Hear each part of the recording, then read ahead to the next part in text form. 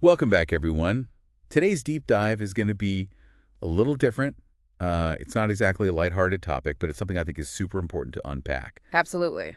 We're going to be talking about war, Oh, yeah. but not in the way you might think.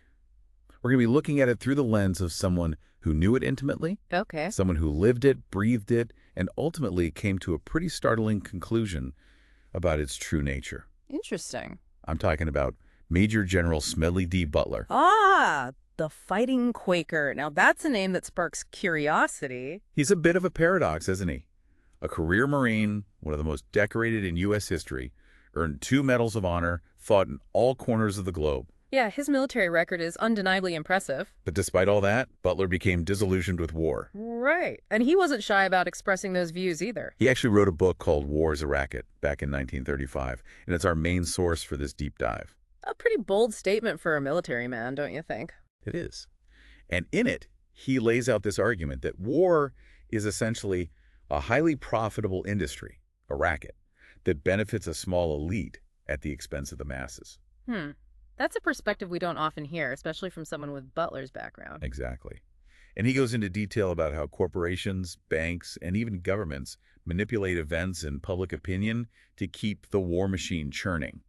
I'm intrigued. So where do we begin unraveling this racket? Well, Butler starts by taking us back to World War I, a conflict he saw firsthand. Right. He was right there in the trenches. And he points to this really stark contrast between the experiences of the soldiers on the ground. Fighting and dying. Yeah, and the companies back home that were raking in massive profits from wartime production. Okay, so let's talk about those companies. Who are we talking about specifically? Well, Butler names quite a few. Bethlehem Steel, DuPont, U.S. Steel. Big names in industry. Exactly. And he points out that their profits went through the roof during the war. Like, we're talking increases of up to 1,800%. 1,800%? That's astronomical. How is that even possible? Well, that's the crux of his argument, right? He's saying that these companies were directly benefiting from the conflict, while ordinary citizens were footing the bill, both in terms of taxes and the devaluation of war bonds. So essentially, a transfer of wealth from the many to the few. Exactly. And Butler argues that this wasn't just some accidental byproduct of war, but a deliberate system designed to enrich a select group. A system he calls a racket. Right. And he uses that word very deliberately, I think. He wants us to see war not as some noble endeavor, but as a cynical business venture where human lives are quite literally the cost of doing business. That's a chilling thought. So how does Butler back up these claims? What evidence does he present? Well, he draws on his own experiences, of course, but he also delves into financial records, government reports, and the activities of various lobbying groups. So he's not just relying on anecdotes, he's doing his homework. Oh, absolutely. He presents a very well-researched and meticulously documented case, and it's pretty damning, to be honest. I'm starting to see why this book caused such a stir when it was published. Yeah, and you can imagine how it went over with the military establishment and the corporate world. Probably not too well. He basically threw a grenade into the whole system, didn't he? And it's that fearlessness, that willingness to speak truth to power, Yeah. that makes Butler such a compelling figure. So this racket, as he calls it, it wasn't just about profiteering during the war itself, was it? No, Butler argues that it extended beyond that, into the aftermath as well. Okay, so how did it play out after the war ended?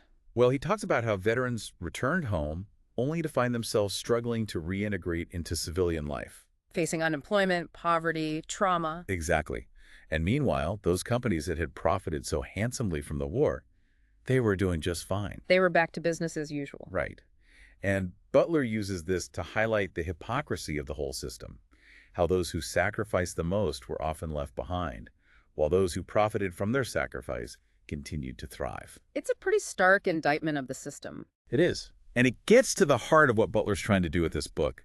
He wants us to see war through a different lens, to understand the forces at play, and to question the narratives we're often told. Narratives about patriotism, heroism, national security. Exactly. He's asking us to look beyond the surface, to consider who truly benefits from war and who pays the ultimate price.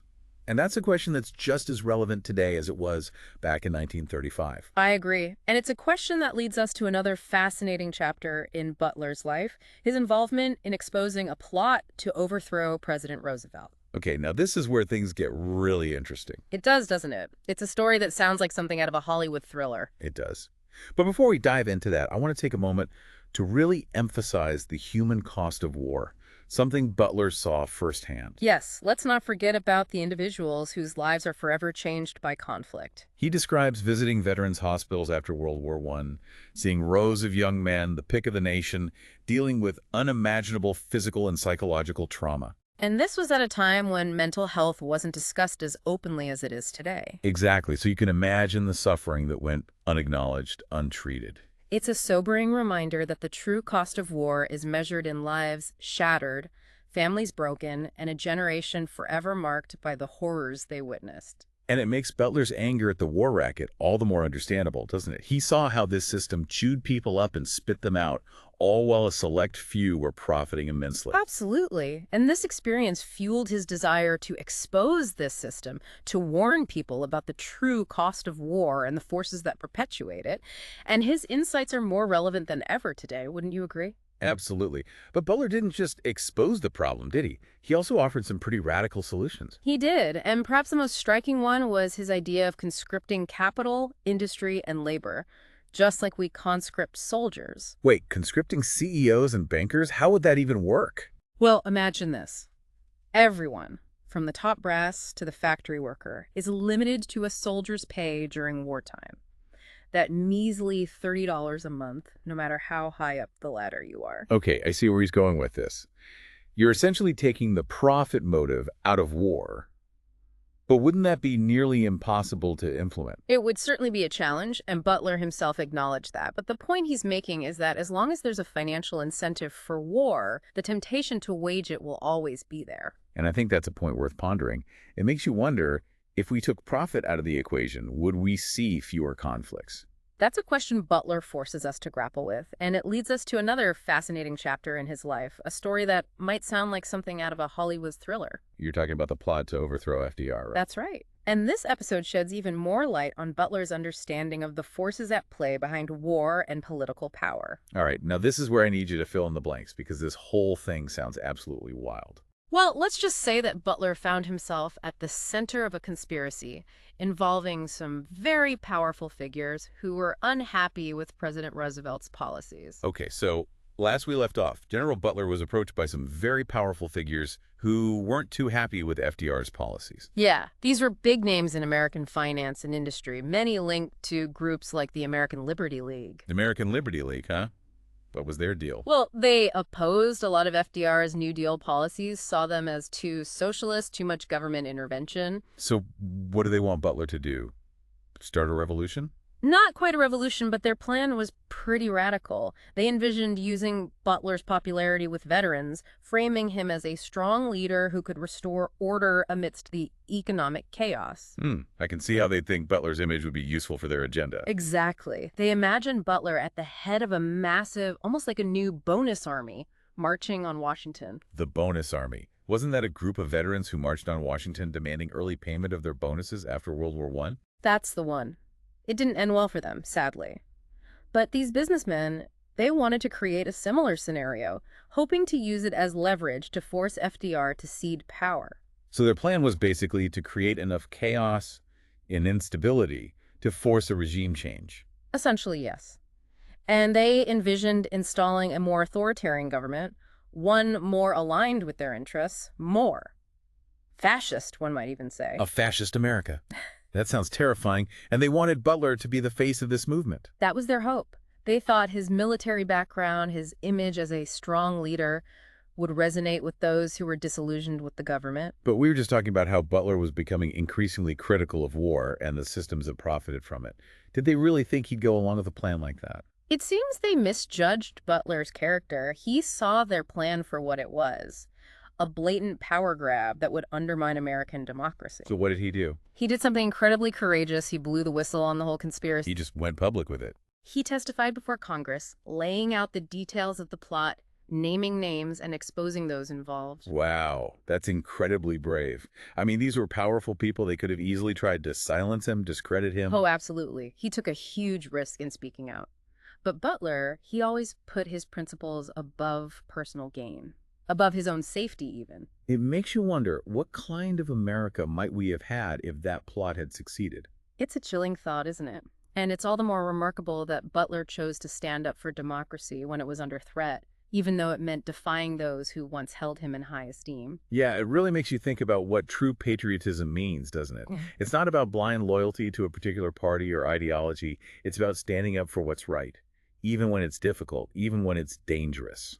Absolutely. And Butler's actions, they highlight the importance of individual courage in the face of tyranny, the power of one person to make a difference. And it's also a reminder that power, even in a democracy, can be fragile, and it needs to be protected, nurtured.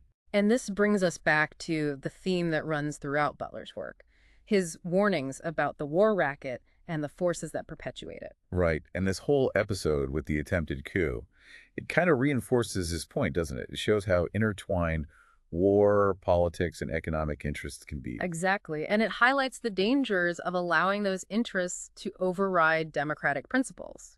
So after all of this, after seeing the horrors of war up close, after exposing the racket behind it, and then even facing down a potential coup, what did Butler envision for the future? Did he have any ideas on how to prevent future wars?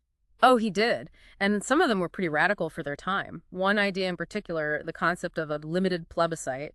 It's fascinating and provocative. Limited plebiscite. You have to explain that one. Imagine this. Only those eligible for combat, those who would actually be fighting and dying in a war, they'd be the ones to vote on whether the country goes to war or not. Whoa, that's really putting the decision in the hands of those who'd bear the brunt of it. Exactly. Butler felt very strongly that too often wars were declared by people sitting in comfortable offices, people who wouldn't be the ones facing the bullets. So he wanted to shift the power dynamic, make sure that the decision to go to war wasn't taken lightly. Precisely. He argued that if only those who'd be on the front lines had a say, well, maybe we'd see fewer wars, fewer unnecessary conflicts. So we've covered a lot of ground in our deep dive into the life and ideas of Smedley Butler, from his battlefield experiences to his bold critiques of the military-industrial complex. He truly was a remarkable figure, a man of contradictions, but always driven by a deep sense of justice. Yeah, and what strikes me is how relevant his message still feels today. Absolutely. We're still grappling with many of the same issues he wrote about nearly a century ago. War, profiteering, the influence of money in politics, the manipulation of public opinion to justify military intervention. It's as if he was writing for our times. It really is. But it's easy to feel overwhelmed by the scale of these problems, right? Like, what can one person really do to change things? I hear you. But Butler, he believed that change starts with individual awareness, with each of us taking responsibility for understanding these issues. So it's about more than just being anti-war. Right. It's about being informed, engaged citizens. It's about asking tough questions about who benefits from war and who pays the price. And who's shaping the narratives we're fed about why we go to war in the first place. Exactly. And Butler reminds us that we have a choice.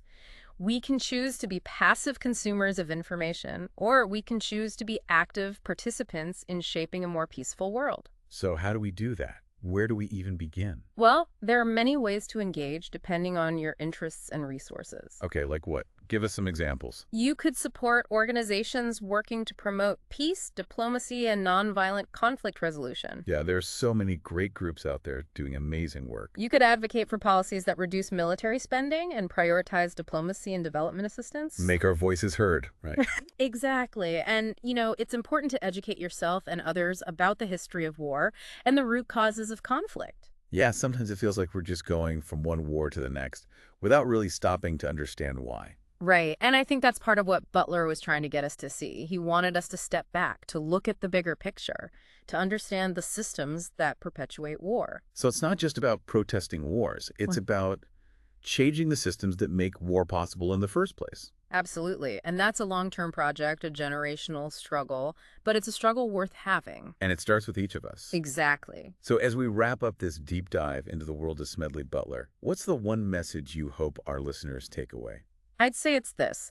Don't be afraid to question the status quo, to challenge authority, to speak truth to power. Just like Butler did. Just like he did. He was a fighter, yes, but he was also a peacemaker, a truth teller, and a champion for the common man. And his message, his warnings about the dangers of war and the forces that drive it, they're more relevant than ever. They are.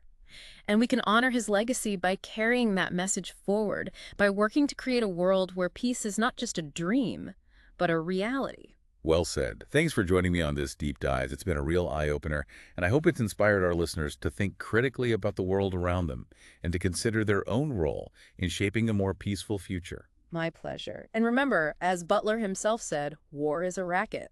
Don't be a pawn in someone else's game. Be informed, be engaged, and be a force for peace. Absolutely. Thanks for listening, everyone, and we'll see you next time for another deep dive.